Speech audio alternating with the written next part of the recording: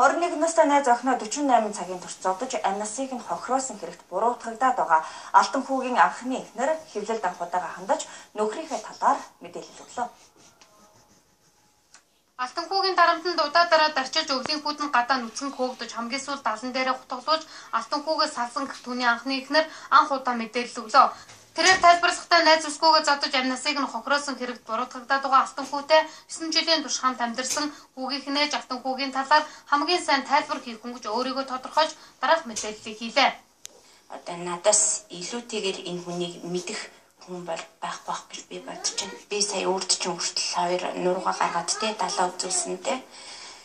Юусаа надыг тэгж хутгалж барьж те энэ тэнд биэнд маань ямар нэгэн шар сорих бол үлдээж байгаагүй. Хамгийн гол нь Алтан хүү найз бүсгүйгээ зодсон зодоогүй гэдэгтээ биш энэ хэрэгт анхны эхнэрийн талаар худал мэдээлэл гарч байгаа нь 10 настай хүүгийн сэтгэл зүйд хүртэл нөлөөлж хүндхэн байгааг тэрээр ярьлаа. Өнөөдөр би хүүхдээ сургуульд нь ингээ хүргэж хүүхдээ те хүүхдүүдийн дунд ингээ авахлахтай хүртэл айцтай болж. Миний хүүхдээ яаж ч юм бэлээ тийм биз дээ. Түүнчлэн сэжигтэн Алтан хүүгийн арга гэрийнхэн дээр хэрэгтэй холбоотой асуудлаар шүүх хурлын дараа олон нийтэд мэдээлэл хийхээр болсон байна.